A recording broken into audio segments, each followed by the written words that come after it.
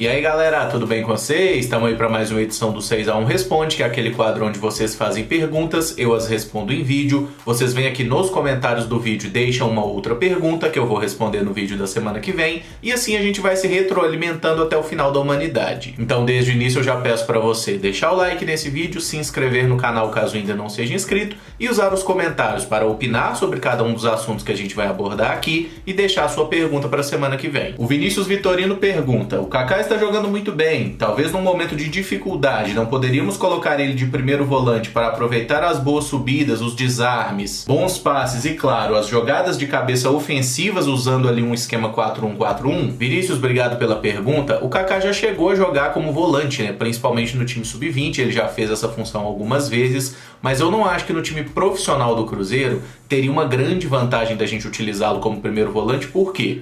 Esse primeiro volante, ele é um cara que basicamente no jogo ele não vai aparecer na área para fazer gol de cabeça, muito pelo contrário. O primeiro volante ele tem uma função de auxiliar muito mais os zagueiros e na saída de bola, e eu acho que aí a gente perderia a grande virtude do Kaká, que é a velocidade, o poder de recuperação e de cobertura absurdos que ele tem jogando como zagueiro, né? Tanto que ele tá salvando a pátria ali do lateral esquerdo, seja ele quem for. Então se a gente bota o Kaká um pouquinho mais adiantado no campo, né, em alguns momentos fazendo até um papel de líbero, saindo um pouco mais, de fato o Kaká tem um bom passe, mas eu acho que ele se destaca tanto nessa questão da cobertura e da velocidade que a gente estaria tirando ele daquele papel em que ele mais está brilhando nesse momento, sendo um jogador que realmente faz a diferença, para colocar ele numa situação ali que ele seria um jogador um pouco mais comum, sabe? Porque o estilo de passe que um volante tem que ter é muito diferente do que um zagueiro tem que fazer. O volante ele tem que ter uma visão espacial maior, ele tem que achar passes em profundidade,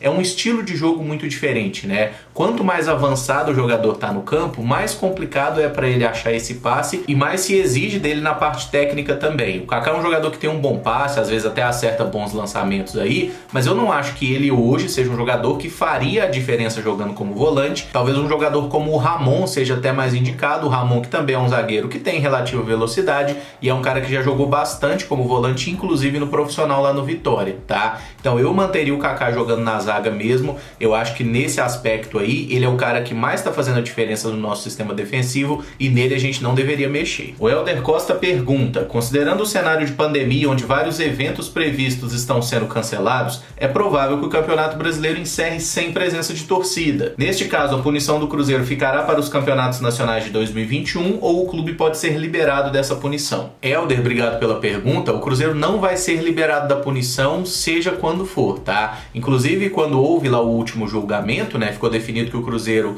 cumprirá 5 jogos aí de competições nacionais sem a presença da torcida quando acabar a pandemia, quando os jogos voltarem a ter torcedores. Tem gente falando em ter jogo com torcida em outubro, que é um completo absurdo, tá? Mas assim, se daqui a 5 anos que puder voltar a ter jogo com torcida, aí o Cruzeiro vai cumprir os 5 jogos de punição daqui a 5 anos, tá? O Cruzeiro tem lá esse débito, né? Esses 5 jogos aí sem presença de torcedores para cumprir, são 3 do jogo contra o Palmeiras, 1 do jogo contra o Atlético e 1 do jogo contra o CSA, né? Todos válidos pelo Campeonato Brasileiro de 2019. E seja quando for, a gente não vai ficar liberado dessa punição, não vai trocar por pagamento de multa, nada disso. Mas seja quando for que voltar a ter torcida, aí o Cruzeiro vai ter que pagar a punição sim. O Gustavo Nunes Vara pergunta: caso o Cruzeiro volte para a Série A e os meninos se tornem os grandes responsáveis, o que seria melhor, vender ou manter o time para não cair novamente? Gustavo, obrigado pela pergunta, abraço para você e para todos os cruzeirenses aí de Porto Velho.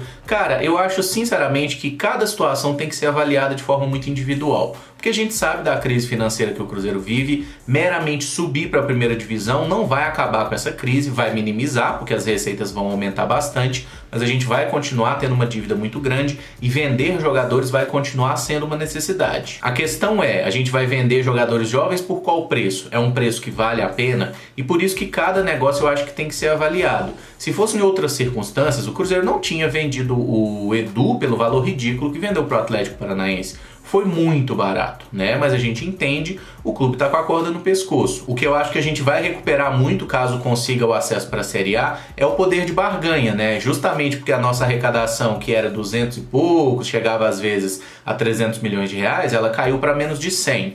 Então, se a gente recupera aquele patamar de arrecadação, a gente dá uma aliviada que pode recusar uma proposta, pedir mais, e nesse momento o Cruzeiro está meio que desesperado. Mas pensando em constituição de time, em projeto de Cruzeiro para o futuro, eu acho que a gente não pode, de forma alguma, negligenciar a base como o Cruzeiro fazia até poucos anos atrás, tá? Se a gente vai contratar um técnico e esse técnico fala: não quero trabalhar com jogadores jovens, eu quero jogadores mais prontos, você não contrata esse técnico, você procura outro. E é assim que tem que ser, tá? A diretoria de um clube que define como ele deve ser gerenciado, como o time deve funcionar. Não é você mudar de ideia a cada técnico que se contrata, até porque aqui no Brasil toda hora estão mandando técnico embora e contratando outro. Então essa diretriz tem que ser passada pela gestão do clube, e muita gente falava do Mano, né, nos últimos anos. O Mano não gosta de trabalhar com a base. Eu acho que a lógica é muito simples. Se você tem vários jogadores de base promissores, e o Cruzeiro tinha já há alguns anos, né? Talvez essa seja uma geração melhor até que as anteriores, mas a gente tem bons jogadores.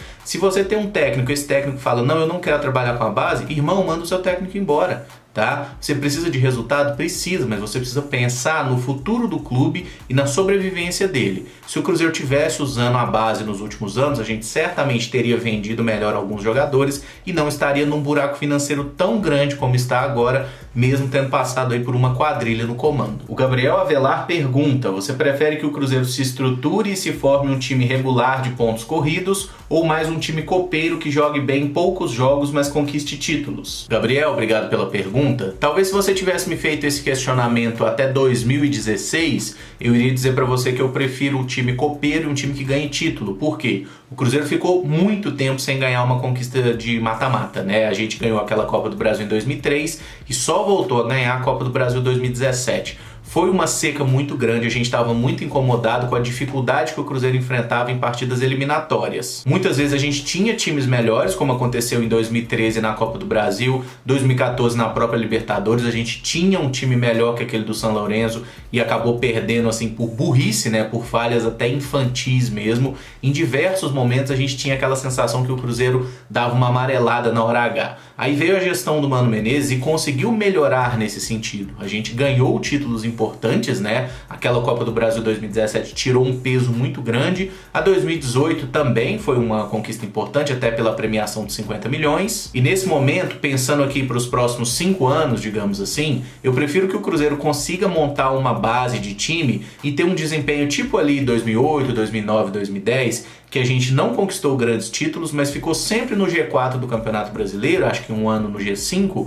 mas ainda assim estava sempre disputando Libertadores. Por quê? O Cruzeiro nesse momento ele não vai poder fazer grandes investimentos e o Cruzeiro não vai ter o melhor time do país, isso é um fato. E se a gente não tem condição financeira de ter um time acima dos demais, a gente tem que ser muito competitivo, a gente tem que ser inteligente e a gente tem que pensar na recuperação financeira da instituição, que isso é uma coisa essencial para o Cruzeiro nesse momento, tá? Então assim, hoje com a realidade que a gente vive, eu prefiro que o Cruzeiro seja um time a ficar estável ali na parte de cima da tabela, brigando. Quem sabe a gente não consiga também aliar esses dois mundos e beliscar algum título, né? Mas eu realmente, para as próximas temporadas, não exijo o grande título do Cruzeiro, porque eu acho que tudo que a gente passou aí nos últimos anos, cara, não nos dá o direito de ter essa audácia toda, tá? É uma questão de reconstrução, de ir com calma mesmo. Tem muito time mais forte que o Cruzeiro, muito time financeiramente muito mais poderoso que a gente, e achar que o Cruzeiro vai passar por cima de tudo isso chega a ser injusto com quem tá lá trabalhando, tá? Então a gente tem que entender muito bem a nossa limitação,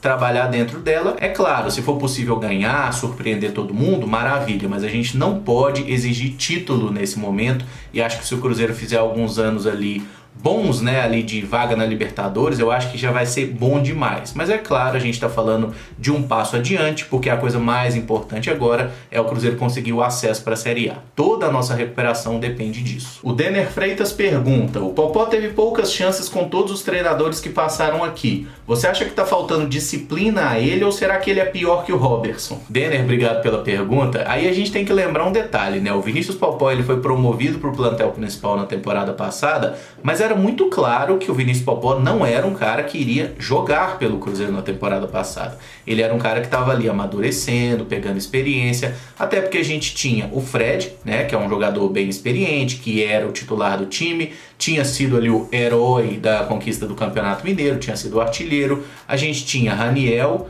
a gente tinha Sassá. Então o Vinícius Popó, ele era a quarta opção para centroavante, sendo que só joga um, então naturalmente ele não ia ter grandes oportunidades, seja quem fosse o treinador, tá? Porque tinha gente na frente e depois quando o Rogério foi o técnico, a gente, apesar de ter todos esses centroavantes, ele não usava nenhum deles, né? Era o Pedro Rocha que jogava no comando de ataque e o Fred, o Sassá, o Raniel, que depois foi até negociado, todos eles eram mera opção de banco. O Vinícius Popó entrou em algumas roubadas, né? Eu lembro o jogo contra o Fluminense, salvo engano, que o Abel Braga botou o Vinícius Popó para fazer lado de campo. É claro que não ia funcionar, ele é um centroavante, ele era assim na base, e a gente já falou algumas vezes, né? O Thiago tem 1,90 m de altura, mas no sub-20 do Cruzeiro, quando era para ficar um atacante e o outro fechar o lado, quem voltava para fechar lado era o Thiago, não era o Vinícius Popó, essa não é a característica dele. Nesse ano, que era o momento para o Popó ter a oportunidade de ter a sequência, o Cruzeiro teve a brilhante ideia de contratar o Robertson, né? E o Robertson fez alguns jogos, perdeu todas as oportunidades. O Adilson deixou muito claro que não gostava do Vinícius Popó, né? Que não iria dar oportunidade para ele, só colocou o Vinícius Popó em fogueira mais uma vez, vocês lembram disso? Só em final de jogo com o Cruzeiro perdendo, ele até consegue dar uma assistência meio cagada naquele jogo contra o Patrocinense, né? Que até o Maurício fez o gol, que a bola bateu no zagueiro. E tinha todo aquele boato de que o Vinícius Popó não treinava bem, não se dedicava nos treinos e tudo mais. Só que todo jogo treino que tinha, Vinícius Popó metendo gol. Metia um gol, metia 2 gols, metia 3 gols. Todo jogo treino. Então quer dizer que ele só não se dedicava nos treinos fechados. Isso pra mim não faz o menor sentido. E recentemente ele mostrou que é um cara meio azarado, né? Porque quando o Anderson chegou, eu lembro que saiu até uma notícia assim que o Anderson pretendia observá-lo mais, enxergava muito potencial nele. Aí o cara vai lá e pega o coronavírus, né? Aí passa um pouquinho do coronavírus, ele tem que fazer uma cirurgia no nariz para corrigir desvio de septo. Então nesse momento o Vinícius Popó é um cara que tá treinando, ele tá integrado ao elenco principal do Cruzeiro, mas ele ainda não teve uma grande oportunidade. Ele nunca foi titular do Cruzeiro, ele só entrou em final de partidas. Se falta disciplina a ele ou não, realmente eu não sei. Fato é que nunca vazou nenhuma informação concreta sobre ele, tá? E esses rumores, como o papo de que não treinava bem, sinceramente isso não me convence, até porque quando a gente pôde ver treinamento, o cara sempre tava lá metendo gol. E também não acho que ele seja pior que o Robertson não, tá? Eu acho que ele é um garoto que se criou muita expectativa pelos 100 e tantos gols marcados pelo Sub-20, mas ele ainda não é tão maduro assim pro profissional e ele ainda não recebeu oportunidades também. Então eu acho que a gente tem que saber muito bem dosar essa cobrança sobre ele, até porque jogador que nunca entra em campo, como que você vai reclamar dele, né? Então é claro que ele pode melhorar, é claro que ele pode também procurar uma benzedeira ou qualquer coisa do tipo, né, para ver se para de arrumar problemas médicos ou problemas extra-campo aí, porque eu continuo achando ele um atacante muito promissor e ele é um ótimo finalizador, tá?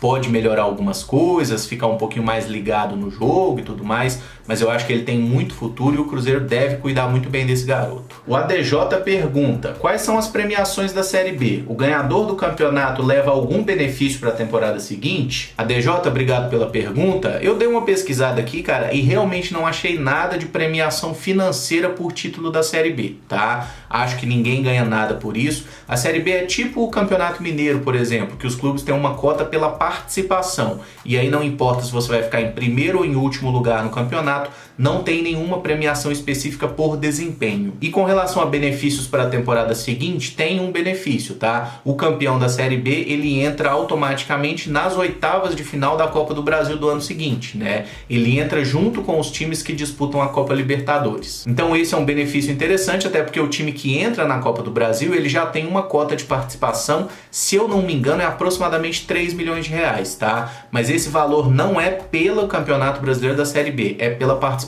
na fase da Copa do Brasil mesmo. O Gustavo Felipe pergunta: qual a melhor dupla de ataque que o Cruzeiro teve nesse século XXI? Gustavo, obrigado pela pergunta. Eu dei uma olhada de leve aqui, achei algumas duplas bem interessantes que o Cruzeiro teve. Eu vou destacar 4 aqui, tá? Na verdade eu vou começar com uma dupla, que não foi bem uma dupla, chegou a ser um trio, né? que ali 2000 e 2001 o Cruzeiro tinha o Giovani como um atacante de lado, normalmente fazendo dupla com o Oséias e eventualmente jogando Giovani, Oséias e Marcelo Ramos. Essa dupla ou trio jogou muito bem pelo Cruzeiro, ganhou a Copa do Brasil de 2000, o Marcelo Ramos não estava em 2000, ele volta depois, mas a gente ganha também Copa Sul Minas em 2001, faz uma baita campanha na Copa João Avelange de 2000, em que a gente poderia até substituir o Marcelo Ramos, que estava em outros clubes, pelo Fábio Júnior, que estava jogando por empréstimo no Cruzeiro, mas a dupla, né, principal, que era Giovani e Oséias, eu gostava muito deles jogando, acho que foram atacantes que tiveram uma passagem muito boa pelo Cruzeiro, apesar de curta, e aí já faz um pequeno salto no tempo para 2003, né, David e Aristizábal, que jogaram juntos por 6 meses, né, o David ficou no Cruzeiro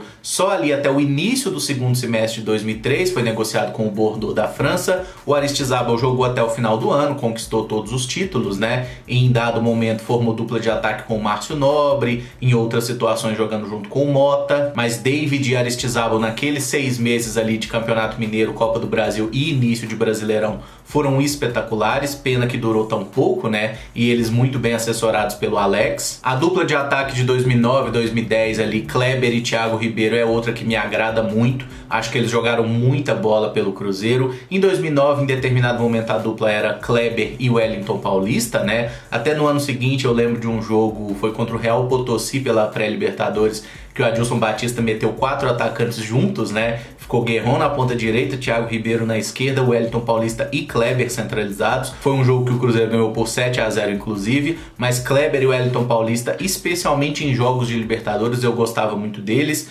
2009 foi um ano mais do Kleber, apesar daquele desastre da final. 2010 o Thiago Ribeiro que brilhou mais, né? Foi inclusive o artilheiro da competição, e eu lembro da vitória sobre o Vélez por 3-0 e sobre o Nacional do Uruguai, esses 2 jogos no Mineirão, que o Kleber e o Thiago Ribeiro jogaram muita bola. E eu fecharia essa minha lista aí de melhores duplas com Ricardo Goulart e Marcelo Moreno em 2014. É claro, Ricardo Goulart não era efetivamente um atacante, né? Você pode até falar, o Dagoberto ou o William, eles eram mais atacantes, mas enfim, como eles eram jogadores que fechavam o lado, né? Quem mais fazia gol, quem mais aparecia na área era o Goulart ao lado do centroavante. Em 2013 era o Borges, 2014 passou a ser o Marcelo Moreno, e eu acho que a dupla de 2014, por aquela bola aérea absurda que o Cruzeiro tinha com o Moreno e com o Goulart, eu acho que foi também uma dupla muito marcante, pena que durou pouco tempo também, né? Os dois foram embora ao final de 2014, mas entre todas elas aí, se for para escolher uma preferida mesmo, tá? Eu acho que a mais brilhante delas foi David e Aristizábal. Eu não acho que eles sejam os melhores atacantes da história do Cruzeiro, por exemplo. Eu não colocaria eles no meu top 5 ou top 6 de forma alguma, justamente porque eles ficaram muito pouco tempo. Mas quando a gente considera o conceito de dupla de ataque, o entendimento, o entrosamento, a forma como jogavam juntos assim, eles estavam iluminados, cara. Então eu acho ali que aquele 2003 com David e com Aristizábal é marcante, eu acho que foi a melhor dupla que eu vi pelo Cruzeiro. E estendo a pergunta para vocês também, deixem aí nos comentários qual foi a dupla mais marcante que vocês viram. Eu peguei só de 2000, 2001 pra cá, né, que foi a pergunta, mas eu gostava demais do Alex Alves com o Marcelo Ramos lá na década de 90 também, o próprio Miller, né, fazendo um trio de ataque, era muito legal. Por fim, o canal Fábio Cães e Acampamento GD pergunta: você aceitaria trabalhar como comentarista esportivo, mesmo que tivesse que comentar jogos do rival? Fábio, obrigado pela pergunta. Aceitaria sem problemas, cara, até porque, antes de qualquer coisa, eu sou jornalista, né? Eu sou cruzeirense, sou jornalista, consigo aliar essas duas funções, essas duas paixões aqui no canal, mas se porventura eu fosse trabalhar como comentarista de jogo de qualquer outro time, iria sem problemas, cara, até porque eu não sou aquele tipo de pessoa que só gosta de ver jogo do próprio time. Eu realmente gosto muito de ver jogo. Às vezes eu me sinto até muito mais capaz de falar sobre times de fora do país do que de times aqui do Brasil, porque eu gosto muito mais de ver jogos do campeonato inglês, por exemplo, do que do Brasileirão. Mas assisto muito jogo, nessa temporada, inclusive, como a gente tá vivendo essa realidade de Série B, né? Eu tô vendo mais jogo do que nunca, porque eu tô acompanhando as duas séries aí do Campeonato Brasileiro, vendo melhores momentos de todos os jogos, assistindo mais partidas ao vivo também. Normalmente eu acompanhava mais a primeira divisão. Era muito raro eu ver um jogo de Série B, mas olha só o que o Cruzeiro faz com a gente, né? Mas falando de forma bem objetiva, cara, eu sou formado nisso, eu me sinto capaz de comentar qualquer jogo que estiver rolando aí, Agora, nunca tive essa oportunidade real e também, assim, tô me virando muito bem aqui no canal, tô feliz com o que eu faço. Se aparecer outra oportunidade, não fecho portas, tá? Mas também não pretendo deixar de fazer o canal, porque gosto muito de tocá-lo da forma como a gente tem feito. E se tiver que comentar jogo do Atlético, a gente comenta também, não tem problema nenhum. Não é só porque eu sou cruzeirense que eu vou enxergar diferente os jogos do Atlético. O que tiver que elogiar, a gente elogia. O que tiver que criticar, a gente critica.